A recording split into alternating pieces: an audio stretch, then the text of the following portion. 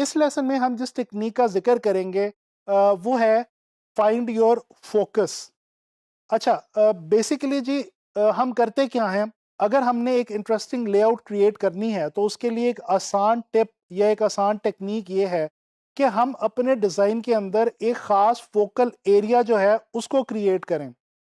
Basically होता क्या है कि किसी भी डिज़ाइन के अंदर या किसी भी लेआउट के अंदर कोई भी जो ख़ास फोकल एरिया होता है वो उस लेआउट की जान होती है, और वही वो एक ख़ास एलिमेंट होता है जिसकी बेस पे इंटरेस्ट क्रिएट होता है उसके देखने वाले के लिए, और देखने वाले जो हैं वो अट्रैक्ट होते हैं बड़ी आसानी के साथ उस लेआउट की तरफ। आई ट्रैवलिंग के हवाले से या आई मूवमेंट के हवाले से हम पहले भी बात कर चुके हैं, और डेफिनेटली जब आप किसी भी लेआउट के अंदर कोई ये ख़ास फोकल एरिया बनाएंगे तो ज़ाहिरी सी बात है कि जो आई ट्रैवलिंग है वो भी ज़्यादा आसान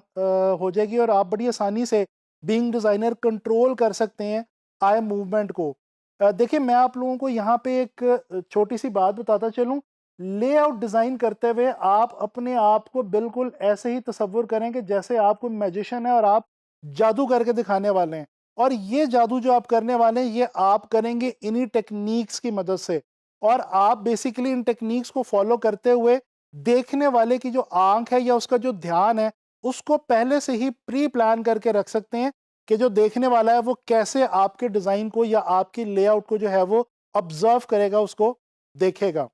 ठीक है जी। अच्छा, ये जो टेक्नीक है फाइंड योर फोकस वाली, ये आप बेसिकली किस तरह से क्रिएट करेंगे? ये जैसा कि मैं आपको पहले भी बता चुका हूँ कि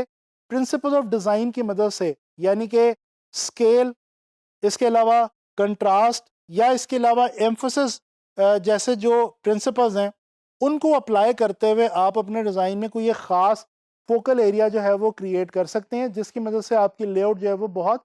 इंटरेस्टिंग हो जाएगी। तो चलें कुछ एग्जांपल्स देखते हैं इसके हवाले से, और उन एग्जांपल्स की मदद से डिस्कस करते हैं कि हम ये एक्चुअली करते किस तरह से हैं। आप लोग इस वक्त ये एक इमेज देख सकते हैं, एक लेआउट है एक पोस्टर की, और ये एक बहुत ही खूबसूरत लेआउट है। इसके अंदर बेसिकली किया कुछ इस तरह से गया है कि जो मेन सब्जेक्ट है, जो ह्यूमन एलिमेंट है जिसको फोकस किया जाना था, उसको बेसिकली बड़े खूबसूरत तरीके से फोकस किया गया है। उसको सेंट्रलाइज रखा गया है, सेंटर के अंदर प्लेस किया गया है। आप देख सकते हैं एक स्टूल के ऊपर एक जो है वो ओल्ड एज एक बंदा बैठा हुआ है, और उसके इर्द गिर्द कुछ इस तरह से आर्टवर्क क्रिएट किया गया कि देखते ही, इस इमेज को देखते साथ ही जो पहला ध्यान है वो उस ह्यूमन फिगर के ऊपर जाता है। और बेसिकली आप देखें कि कितनी आसानी से डिज़ाइनर ने पहले से ये प्लान करके रख लिया कि जब देखने वाला इस पोस्टर को देखेगा तो उसका जो ध्यान है वो सबसे पहले इस ह्यूमन फिगर के ऊपर जाएगा, और उसके बाद फिर वो टेक्स्ट को देखेगा या बाकी जो डिज़ाइन एलिमेंट्स उस पोस्टर के अंदर मौजूद हैं उनको जो है वो ऑब्जर्व करेगा। तो यही बेसिकली वो एक बात है जो कि मैं आप लोगों को इस लेसन में क्लियर करना चाह रहा हूँ।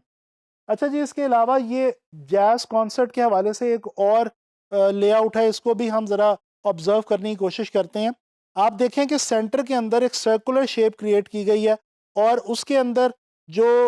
इंफॉर्मेशन बहुत इम्पॉर्टेंट थी जो कि बेसिकली देना मकसद थी इस डिज़ाइन के पीछे, उसको जो है वो सेंटर में उस शेप के अंदर बड़ी सी शेप बना के उसके अंदर प्लेस किया गया, और काफ़ी बड़े साइज़ में बड़े स्केल के अंदर लिखा गया है। अब ये जो जैज़ कॉन्सर्ट लिखा गया है, इसके स्केल की मदद से बड़ी आसानी से जो है वो इस जैज़ कॉन्सर्ट का जो वर्ड है इसको जो है वो बेसिकली फोकल एरिया बना दिया गया है, और देखते साथ ही ध्यान जो है वो इसी के ऊपर जाता है, और उसके बाद फिर जो बाकी की जो तमाम विजुअल एलिमेंट्स हैं उनको देखते हुए जो आई है वो बाहर निकल जाती है।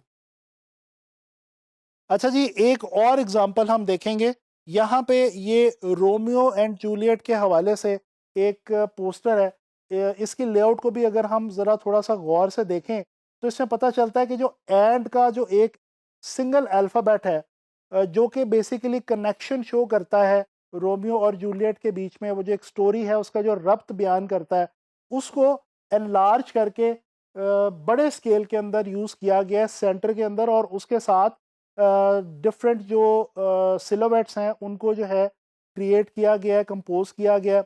और इसके अलावा जो टेक्स्ट है वो भी उसके हवाले से ही, उसकी जो अरेंजमेंट है वो भी उसी के अकॉर्डिंगली की गई है। तो ये जो एंड का जो एक अल्फ़ाबेट है उसी को इसमें फोकल एरिया बना दिया गया है, और देखते साथ ही उसी से तमाम जो कॉन्सेप्ट है पोस्टर का या डिज़ाइन का वो वाज़े हो जाता है, और उसके बाद आप बाकी जो टेक्सचुअल इंफॉर्मेशन है उसको रीड करके आप समझ सकते हैं कि ये बेसिकली है क्या।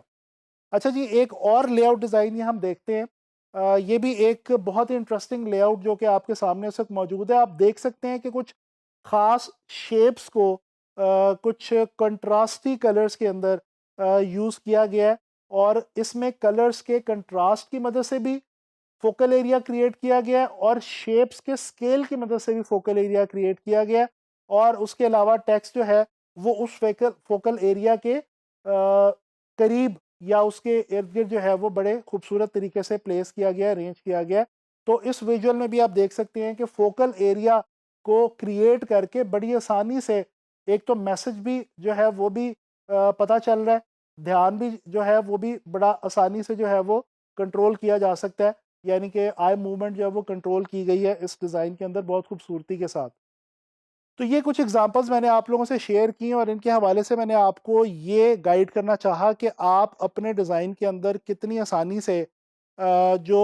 फोकल एरिया कोई भी क्रिएट कर सकते हैं, और उस फोकल एरिया की मदद से आप अपना ना सिर्फ मैसेज आसानी के साथ क्लियर कर सकते हैं, बल्कि अपनी लेआउट्स को बहुत ज़्यादा विजुअली इंटरेस्टिंग बना सकते हैं। और आपने देखा कि जो प्रिंसिपल्स ऑफ डिज़ाइन है वही इस सारी टेक्निक के पीछे जो है वो कार फरमा रहे, और उन्हीं की मदद से हम लोगों ने ये टेक्निक जो है वो अप्लाई करके जो है वो देखी, और हमने देखा कि किस तरह से विजुअल्स के अंदर जो एग्जांपल्स हमने देखी उसके अंदर हमने ये ऑब्जर्व करने की कोशिश की कि कितनी खूबसूरती से प्रिंसिपल्स की मदद से ये टेक्निक अप्लाई की गई फोकल एरिया की। अब आप लोग भी जब लेआउट क्रिएट करें तो ये टेक्निक आपको मालूम पड़ गई है, आपको इसके बारे में इंफॉर्मेशन मिल चुकी है। अब आप लोगों ने अपनी लेआउट्स के अंदर इस टेक्निक को अप्लाई करके देखना है, और कोशिश करनी है कि फोकल एरिया क्रिएट करके उसके अकॉर्डिंगली एक बहुत खूबसूरत लेआउट बनाएं। और इंशाल्लाह ताला मैं उम्मीद करता हूँ कि आप लोगों को इसकी समझ आ गई होगी। मज़ीद इसको एक्सप्लोर करें। आने वाले लेसन में लेआउट के हवाले से कुछ मज़ीद इन्फॉर्मेशन आप लोगों के साथ शेयर करूँगा।